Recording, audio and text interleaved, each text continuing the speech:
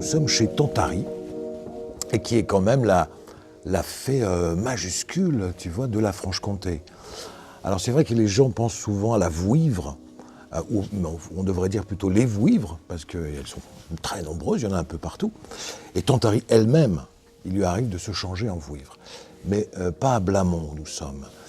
Il y a peut-être une chose à dire très vite sur ce personnage, c'est qu'elle a un patrimoine vraiment très très riche. Il y a énormément de contes, énormément de légendes.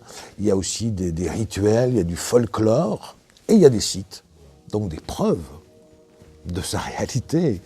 Et donc cette grotte de Blamont, toute la Combe Noire lui appartient, on est chez elle, mais il y a comme ça tout un tas de petits sites sur un domaine, sur un royaume, celui de Tantari, et qui est en fait un ancien pays qui s'appelait Lajoie. L''A'-J'-O'-I-E. Et ça couvre Belfort, la Haute-Saône, le Doubs et le côté suisse Port-Entruy. Donc elle a vraiment un royaume très très bien défini. Voilà. Et alors ce personnage, il était omniprésent, si on en croit les contes et légendes, omniprésent dans ce domaine. Et donc elle intervenait tout le temps, ou elle intervient encore, tout le temps dans la vie des humains. Principalement, c'est peut-être là qu'on la connaît le plus, c'est Noël. C'est là que son souvenir, c'est le plus marqué, on va dire. C'est la fée de Noël par excellence. Et tous les ans, d'ailleurs, on la retrouve au marché de Noël à Montbéliard. Elle déambule comme ça, elle distribue des papillotes avec son âne.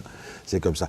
Mais la tradition, c'est qu'elle est un peu l'ancêtre du Père Noël, puisqu'elle est beaucoup plus ancienne que ce genou à barbe blanche.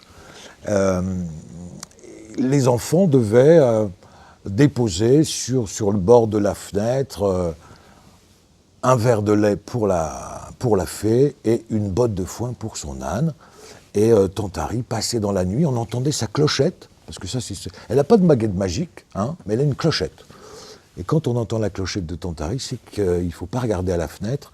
Et après, elle dépose les cadeaux, mais aussi parfois, parce qu'elle a un petit côté père Fouettard, si les enfants sont pas sages, elle dépose des martinets, voire des verges de bouleau, tu vois, trempées dans du vinaigre, précise-t-on. Donc c'est un truc, bon, faut mieux être sympa. Et voilà, mais ça c'est une tradition qui remonte à très très loin et qui continue encore. C'est ça qui est intéressant chez elle, c'est qu'elle n'est pas une fée morte comme beaucoup d'autres. Elle est toujours vivante dans l'imaginaire du pays. Mais elle n'est pas uniquement présente à Noël. C'est ça qu'on oublie souvent, c'est qu'elle est présente, par exemple, tu vois, au mois de mai. Et il y a plein de légendes par rapport aux traditions du mois de mai qui s'adressent plutôt aux jeunes filles. D'ailleurs, par exemple, si tu veux, je te raconte très vite une petite légende. Très souvent, elle réunissait, parce que c'est une activité qui ne se fait plus, les fileuses. Voilà, c'est la patronne des fileuses. Et elle réunit toutes les fileuses, les jeunes filles du village, elle leur dit « Le 1er mai, il faut que vous m'ameniez la plus belle quenouille, et celle qui aura réussi le travail le plus parfait, eh bien, je lui ferai un don. » Alors évidemment, toutes les jeunes filles travaillent là-dessus. Et il y a la jeune fille la châtelaine, qui elle est une paresseuse, évidemment. Elle n'a pas envie, mais elle se doute que le don, ça pourrait être un charmant jeune homme, tu vois. Donc ça excite un peu la convoitise de toutes ces demoiselles. Et comme elle ne veut pas bosser, elle va voir la plus pauvre des jeunes filles, elle lui achète une quenouille, comme ça, tranquille. Le jour arrive, le 1er mai, elle a réuni, tu vois, toutes les jeunes filles, elles sont là devant avec leur quenouille à présenter, et derrière, tu as un rang de jeunes hommes. Et elle fait son inspection, et enfin, c'est pas terrible, hein, franchement, les quenouilles sont pas... Le fil a l'air bien au début, mais en fait, si tu dévides un peu, c'est pas terrible. Elle arrive devant la quenouille de la châtelaine paresseuse, et là, c'est de la poisse. Je veux dire, c'est vraiment un travail, il n'y a rien à en tirer. Par contre, quand elle passe, quand elle arrive devant Manon, la jeune et pauvre jeune fille, là, c'est parfait, tu vois, c'est la quenouille, médaille d'or. Donc c'est elle qui remporte ce concours, en quelque sorte, et elle appelle non pas un prince charmant, mais un jeune homme, un orphelin, déshérité, mais travailleur, et particulièrement séduisant, tu vois. Et c'est ça le cadeau merveilleux de Tantari. Et elle offre aussi une bourse d'or à ce couple. Voilà, c'est ça. C'est ça l'histoire, la légende. Mais elle est intéressante celle-là parce qu'elle se rattache à un rituel tous les 1er mai, ici, comme aussi du côté suisse, à Beurne-Vezin, ou des choses comme ça. Les jeunes filles qui souhaitaient un mari, eh ben, elles venaient déposer une boule de gui. Et si elles étaient méritantes, parce qu'elle est un peu conservatrice, un peu vieille France, hein, Tantari, si elles étaient méritantes, travailleuses, honnêtes, enfin tout ça, eh bien, elle leur trouvait un bon époux. Voilà. Et donc, tu vois, ça se retrouve dans les légendes, mais également dans un truc très concret de rituel. Et même, il y a des années de ça, c'est une vieille anecdote que je raconte souvent, mais je suis venu ici, c'était la première fois que je venais, et il y a d'autres cavités qui appartiennent à Tantari, et dans un petit trou de rocher, comme ça, il y avait des petits billets pliés, délicatement. J'en ai pris un, je l'ai déplié, et dessus, il y avait marqué « Mon vœu serait d'avoir au moins une fois par an un petit ami ». Tu vois, il y avait une petite faute d'orthographe d'ailleurs, sur le mot vœu. Donc il y a encore aujourd'hui des jeunes filles qui s'amusent à jouer à ça et qui viennent demander à Tantari des fiancés. Donc la légende est vivante, c'est ça qui est magique avec elle. Voilà. Donc tu vois, Tantari, ce qui est un peu curieux avec elle, c'est qu'elle a plusieurs apparences. Elle est changeante, polymorphe. Bon, l'image la plus connue, si tu veux, c'est quelqu'un comme ça qui est habillé dans une longue pèlerine noire à capuchon. Elle a les cheveux blancs, couleur de lune, et puis elle se promène avec un âne. En gros, c'est ça l'image d'Épinal, on va dire, de Tantari, de cette fée. Mais elle a aussi un visage beaucoup plus archaïque, où là on voit plutôt un personnage un peu sorcellique comme ça, où on dit qu'elle a des dents de fer et même des pieds-doigts. Hein, parce qu'un jour on a découvert comme ça, donc des jeunes gens avaient les empreintes des pieds palmés en tout cas. Elle peut se changer en vouivre aussi, tu vois, je veux dire, c'est donc être un serpent ailé avec une escarboucle.